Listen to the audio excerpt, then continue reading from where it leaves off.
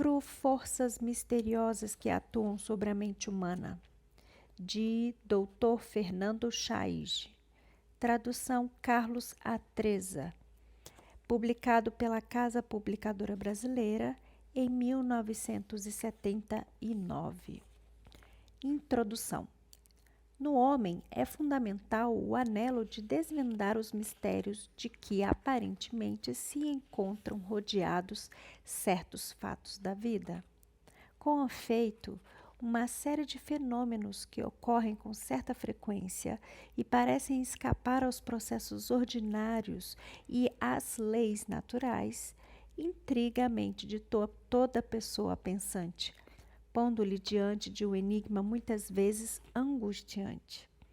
Em certas épocas passadas, quando o conhecimento científico não havia alcançado ainda seu atual estado de amadurecimento, a humanidade tratou de procurar, e pareceu-lhe haver encontrado, soluções que ainda hoje continuam sendo aceitáveis para povos atuais que ainda se encontram na infância do desenvolvimento cultural. Mas tais soluções resultam já em ambientes cultos da terra, não apenas pueris, mas supersticiosas mesmo, e portanto inadmissíveis. Inconformado, pois, com as explicações do passado, o ser humano se tem aplicado com todos os recursos de que dispõe ao estudo dessas forças misteriosas que parecem atuar em sua vida. Daí que não somente a filosofia e a religião se ocupem agora desses temas, senão também que, de modo muito particular, sejam eles abordados pela ciência, cujas possibilidades modernas permitem realizar utilíssimas e esclarecedoras experiências para o estudo de fatos até então restritos ao ocultismo, à magia, à feitiçaria, à astrologia e a outras atividades similares.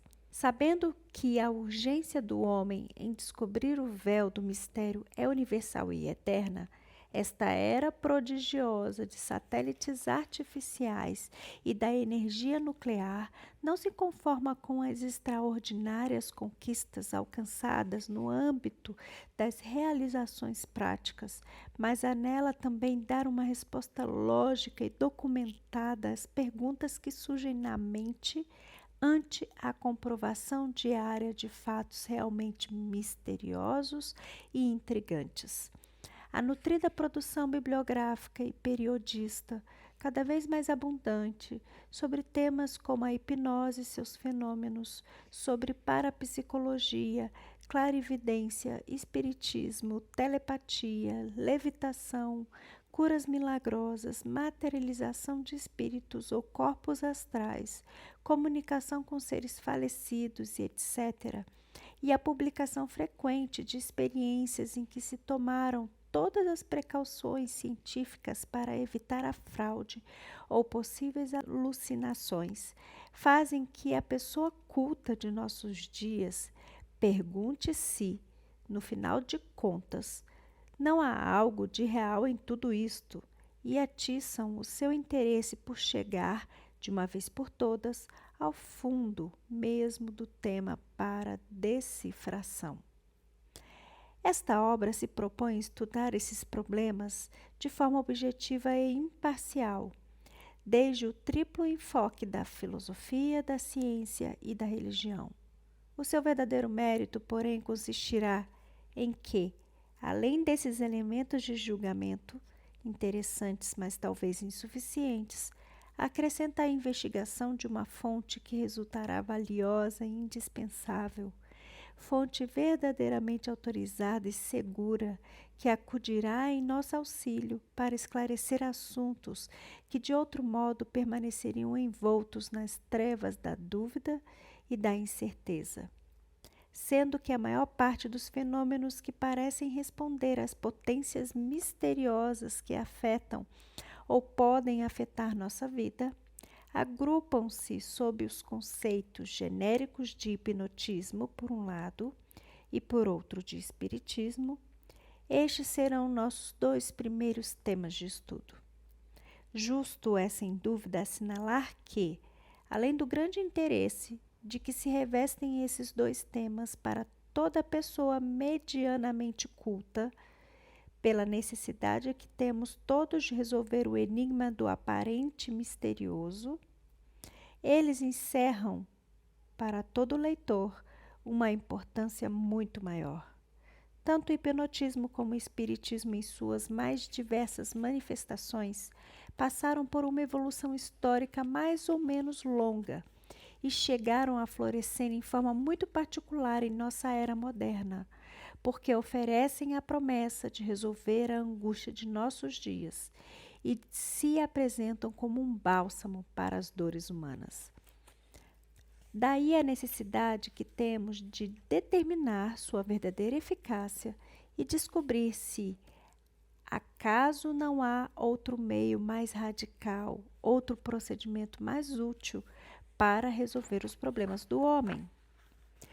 Procuraremos, pois, dar a resposta a perguntas como as seguintes: é realmente o hipnotismo ou o espiritismo uma resposta à angústia humana? Quanta eficácia terapêutica tem a hipnose? Apresenta esta atividade perigos e inconvenientes tanto para quem a pratica como para os que se submetem à sua técnica? Há conflito entre hipnotismo e religião? De todas as maneiras, quais são as forças que atuam para produzir na pessoa hipnotizada os excepcionais fenômenos psíquicos e físicos que caracterizam o transe profundo? E quanto ao espiritismo? Consegue, na realidade, pôr-nos em comunicação autêntica com o mundo dos espíritos? Quem são esses espíritos? São realmente pessoas desencarnadas? Pode haver entre eles poderes maléficos que desejam prejudicar o homem? E se tal for o caso, existe alguma forma segura de proteção contra esses poderes? Que é espírito? Que é alma? E o espiritismo é compatível com o cristianismo? Mas a parte mais positiva dessa obra é, afinal, que aborda o problema da sanidade e da felicidade. Nela veremos que existe uma fonte suprema de saúde física e mental e também de felicidade. O homem possui ao seu alcance meios de lançar mão dessa fonte, de maneira tal que alcance neste mundo cheio de fadigas e de sabores a paz e o gozo que anela sua alma, preparando-se para uma era de maiores conquistas, cujos albores já se começam a divisar. Aurora de um mundo novo e feliz. O anelo de um mundo melhor tem sido acariciado pelo homem em todas as épocas, desde o dia mesmo em que a humanidade começou a conhecer a dor que a oprime. Escritores e filósofos, sábios e homens da ciência, governantes e estadistas dedicaram seus afãs a elaborar, na teoria ou na prática, procedimentos novos e sistemas sociais e políticos que assegurassem um estado perfeito de bem-estar. A República de Platão, a política de Aristóteles, a busca da pedra filosofal e do elixir da longa vida da alquimia medieval, a utopia de Thomas More, a cidade do sol de Campanella, não são mais do que exemplos deste afã milenar do ser humano. Os reiterados fracassos que o homem tem suportado ao ver que não se cumprem suas aspirações não nos devem converter só por isto em céticos e fazer-nos abandonar toda esperança de que chegue por fim a aurora de um mundo novo e feliz. Ao contrário, devem induzir-nos a analisar de forma realista o agudo problema e fazer-nos cobrar a consciência de que a causa do fracasso de todos os esforços para melhorar o mundo reside no seguinte: o não se haver levado em conta a verdadeira condição do homem, que em seu estado natural, desde a queda de nossos primeiros pais, é mau e egoísta. Além do mais, tem-se prescindido do único fator que pode transformar o coração do homem, a saber, o poder de Deus. As Sagradas Escrituras que expõem esses problemas com realismo e franqueza, e ainda mais com a autoridade que emana de sua inspiração divina, não só nos dizem que Deus criou o mundo formoso e perfeito, e o homem bom e nobre, não só declaram que o caos e o sofrimento são consequência da voluntária violação da lei de Deus por parte da linhagem de Adão. Elas afirmam que logo o Criador restaurará a harmonia, a paz e a felicidade primitivas. Era plano divino que o homem vivesse feliz. Este plano sofreu um atraso em virtude da desobediência humana, mas no fim se tornará realidade de forma cabal.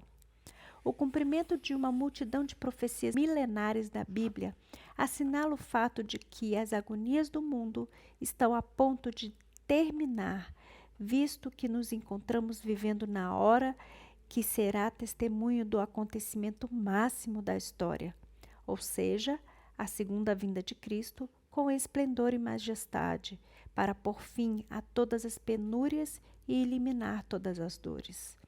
Quando essas coisas começarem a acontecer, disse Cristo, isto é, quando se começassem a se cumprir as profecias que lhes havia dito, levantai as vossas cabeças, porque a vossa redenção está próxima.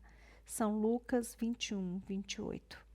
A expressão reino de Deus no verso 31 designa precisamente um mundo novo, onde não haverá injustiça nem enfermidades, nem tristeza, nem pranto, nem morte. Um mundo perfeitamente real, onde os que tiverem feito a necessária preparação poderão desfrutar de uma existência ditosa, que nunca terá fim. A terra, com todas as suas máculas e fealdade, será purificada, depois de destruída pelo fogo, para dar lugar a uma terra nova, isenta de pecado, que será a pátria dos remidos. O dia do Senhor virá como um ladrão de noite, escreveu São Pedro, em que os céus passarão com um grande estrondo, o céu atmosférico, e os elementos ardendo se desfarão, e a terra e as obras que nela há se queimarão.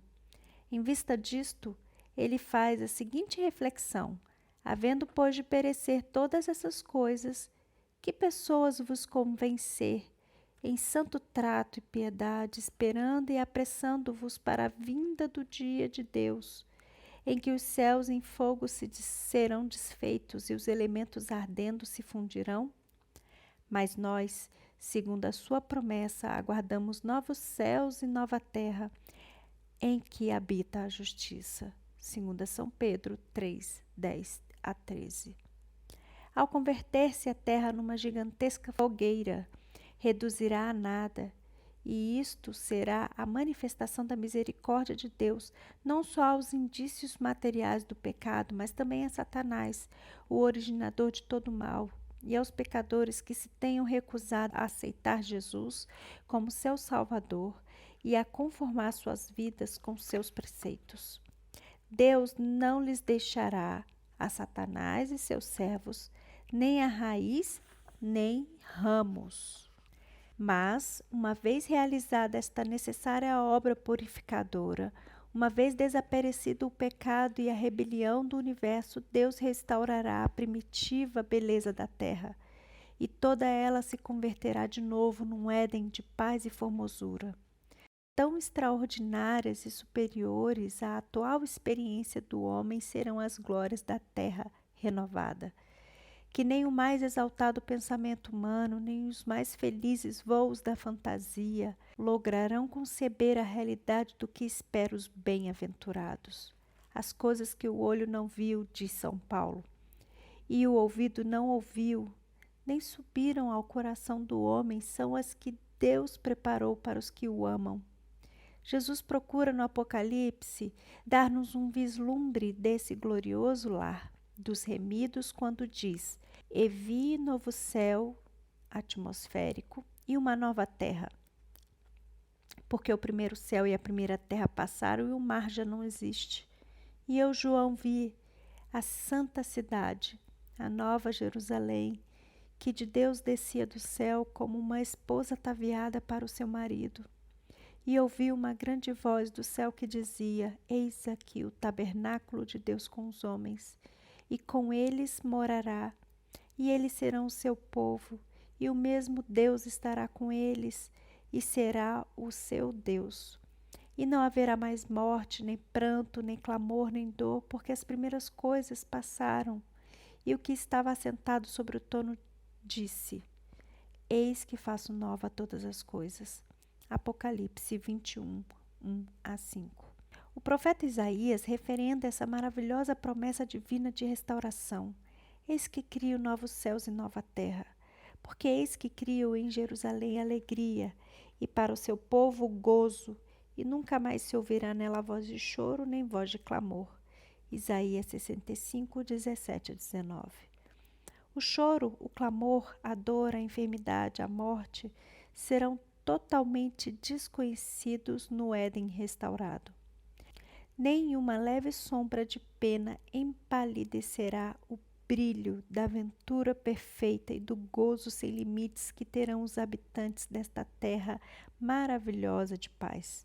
As angústias que agora dominam as almas, os problemas que hoje ocupam a mente, as adversidades que absorvem a vida, nunca mais voltarão a aparecer. Não haverá mais enfermidade nem morte. Morador nenhum dirá: enfermo estou, diz o profeta Isaías, porque o povo que morar nela, em Sião, será absolvido do seu pecado. Isaías 33, 24. Os que neste mundo sofreram a agonia moral e física de um defeito corporal desfrutarão perfeita saúde e beleza. Os olhos dos cegos serão abertos e os ouvidos dos surdos se abrirão. Então os coxos saltarão como servos e a língua dos mudos cantará. Isaías 35, 5. Sobre a maravilhosa transformação da natureza física e a eliminação total da morte, assim se expressa o apóstolo Paulo. Eis aqui vos digo um mistério.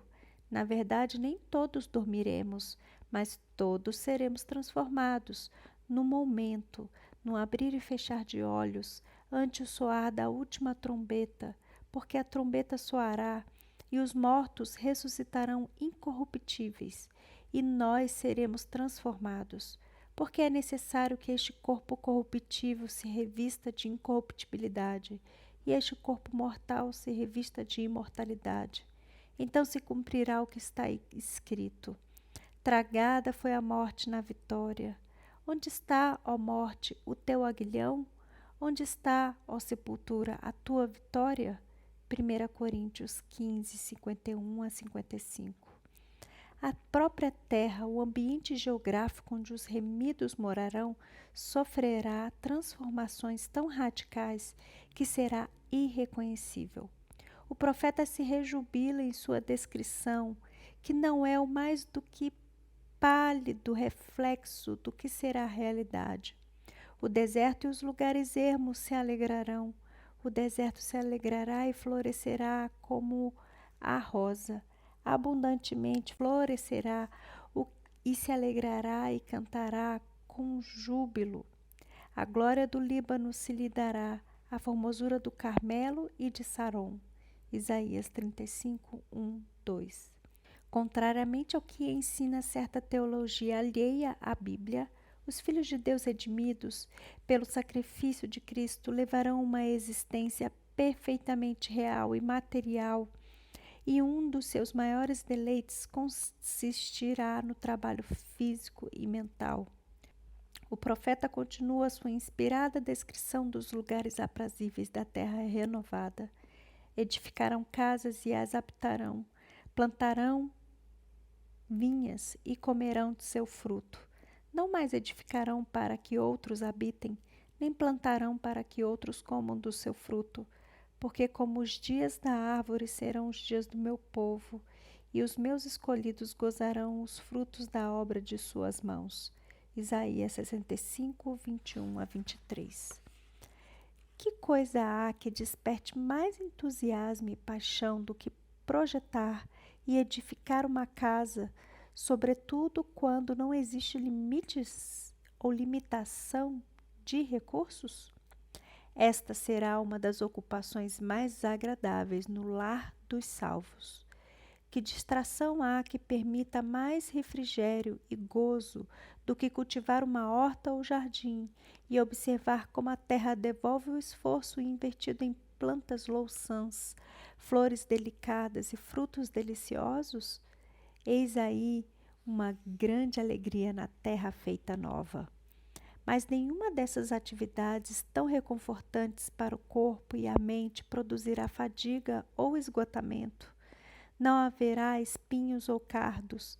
A terra será dócil e fácil de trabalhar. Toda a superfície do planeta será um vergel extraordinário.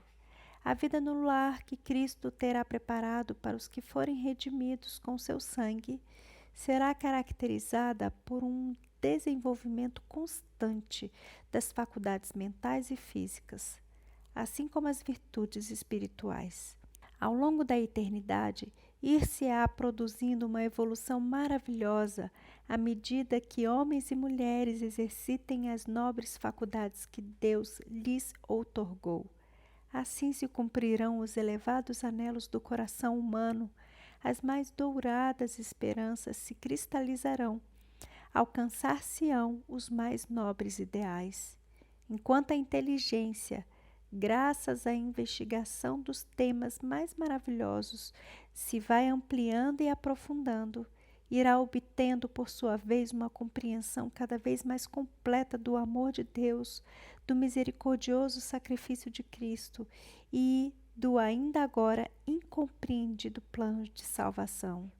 E os séculos sem limites irão provendo novos incentivos para a vida, novos prazeres e alegrias, novas maravilhas que admirar no universo incomensurável de Deus. Tudo isto é o que aguarda aquele que não se contenta em conhecer apenas teoricamente as verdades redentoras da Bíblia, mas que decide acolhê-las em sua vida e fazer delas a sua regra de conduta nesse mundo. Amigo leitor, hoje como então, Cristo passa junto de ti e diz: segue-me. São Mateus 9:9. Se escolheres ser seu discípulo, agora terás feito a mais sábia escolha de sua vida. Final da introdução.